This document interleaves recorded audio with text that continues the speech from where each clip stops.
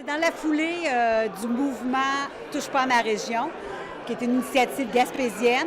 Il y a eu des rencontres à Gaspé, à Sainte-Anne-des-Monts, à Carleton, et nous, on s'est dit, on veut aussi faire quelque chose dans notre MRC. On était un groupe de citoyennes, de 6-7 personnes, puis on s'est dit, on ne doit pas être les seuls à s'inquiéter et à dire ça n'a pas de bon sens.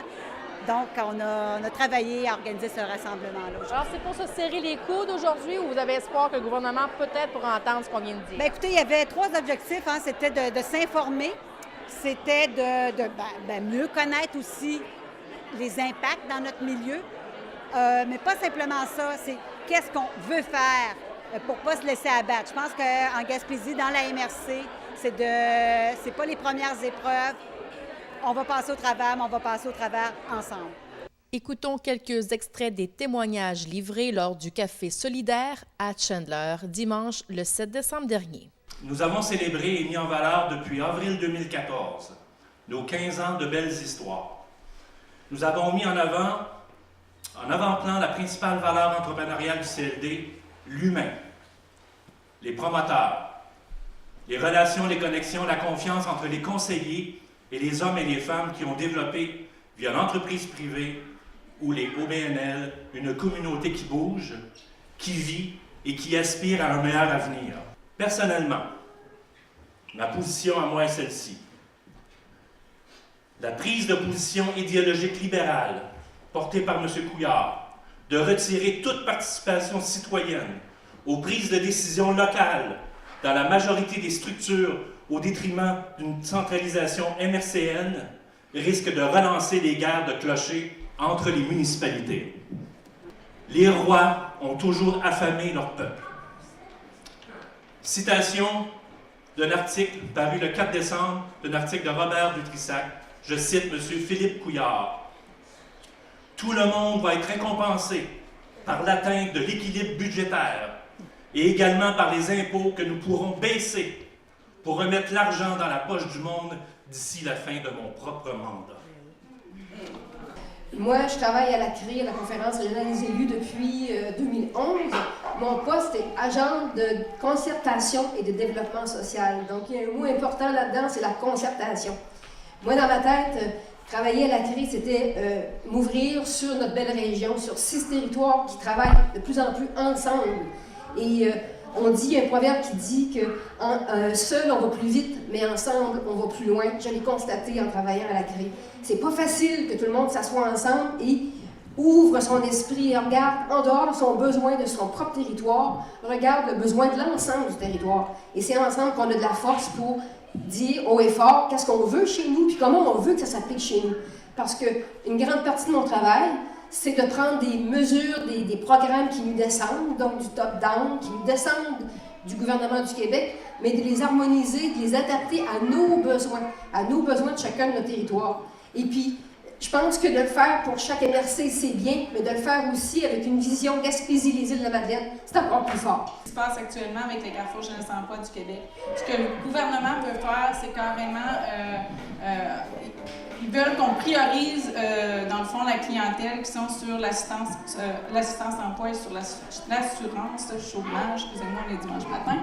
Donc, ce qui fait en sorte que ces jeunes-là, qui proviennent de notre milieu scolaire, qui proviennent de la polyvalente Monseigneur Sibigny, ne pourront plus, à compter du 1er avril prochain, recevoir de nos services. Et on sait que c'était vraiment le gros de notre clientèle.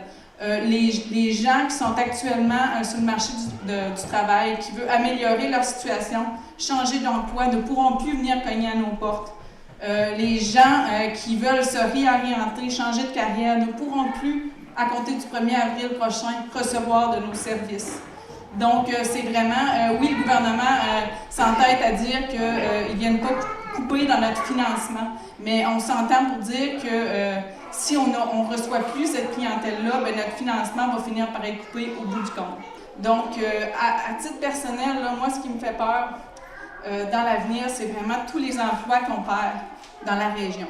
Donc, tous les jeunes qui se sont établis ici, qui sont revenus ou des néos arrivants, c'est-à-dire des gens qui sont de l'extérieur, mais qui ont cru en la Gaspésie, Puis d'ailleurs, on continue d'y croire, mais il va falloir se serrer les coudes pas mal plus. Mais je voudrais faire un petit témoignage en tant que retraité. Par contre, comme retraité, je vois que si nos services tombent, beaucoup d'éléments qui nous retiennent en région, parce que moi je suis un citoyen du monde, je peux m'en aller.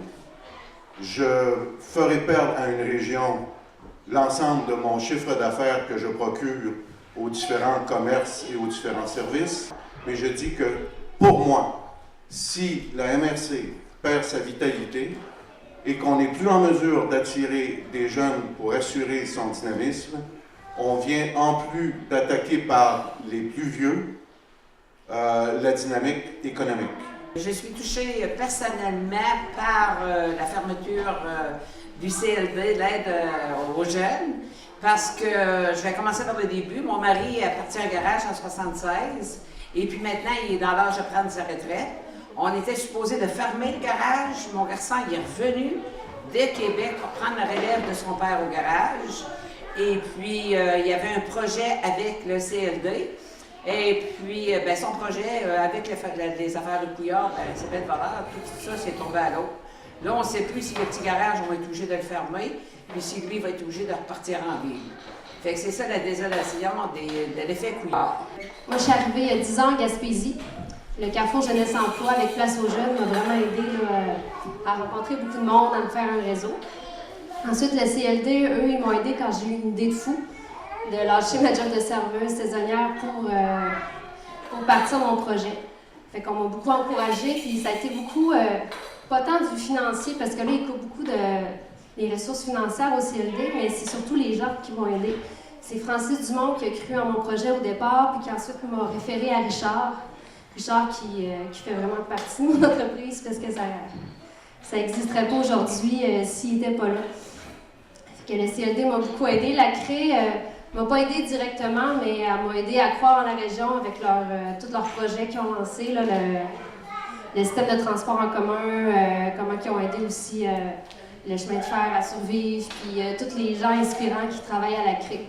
Comment ça me touche aujourd'hui? Ça me touche pas comme directement moi dans mon emploi, parce que je vais quand même continuer, mais tous mes amis, ou presque, ils vont perdre leur emploi ou leur emploi va être touché. Beaucoup de gens qui sont revenus en région, qui venaient d'ici ou qui sont venus s'établir en région, ça me fait vraiment peur. J'ai vraiment peur pour ma Gaspésie, puis il y a des jours où il me semble que j'aurais envie de fermer le chemin à Montjoly, puis qu'on essaye de faire un pays avec la Gaspésie, puis d'être autonome. Est-ce que la Gaspésie va devenir une chair à canon économique? Je pense que c'est ça qui est en train de se faire. Tu ne peux pas appauvrir plus pauvre que soi. Mais le gouvernement est en train de faire ça, est en train de nous appauvrir et essaye de nous assimiler en voulant dire « Vous êtes une région qui nous coûte cher. » Parce qu'à tous les fois, on est loin de tout. On est loin des grands centres. On est loin des transports. On est loin de l'économie. Mais dans le temps, dans les années 30, qui a reformé le Québec dans les années 30? C'est les régions. Parce qu'on leur fournissait quoi? On leur fournissait le bois, on leur fournissait nos ressources naturelles, on avait des fermiers, on avait des pêcheurs. Fait que c'est ça qu'on faisait. Mais aujourd'hui, quand l'économie va bien, on commence à leur dire, ben là, vous nous coûtez trop cher, on va vous amputer. Mais moi, j'accepte pas l'amputation. Je pense qu'il y a des moyens, c'est solidairement. Je suis Cathy Poirier, je suis moi, M. Émile. Je vais vous faire un petit témoignage aussi de mon expérience. Je suis une des preuves aussi que sans CLD, Fumoir, M. Émile ne serait certainement pas ce qu'il est aujourd'hui. Ils ont été là pour nous dès le début, ils ont cru en notre projet dès le début. Financièrement, mais au-delà de financièrement. C'est ce que je veux souvent ramener aussi. C'est qu'il y a des sous qui viennent, mais il y a au-delà des sous, il y a toute l'expérience, il y a toute la croyance, il y a l'accompagnement, il y a la confiance qui nous est donnée quand on est là pour démarrer quelque chose. De ce que j'ai entendu, de ce que je vois, parce que je vois beaucoup de visages que je connais pas, beaucoup que je connais et reconnais, mais je vois aussi de la jeunesse, mais je vois aussi de la détermination. Et c'est un peu ce qu'on a besoin pour pouvoir s'en sortir.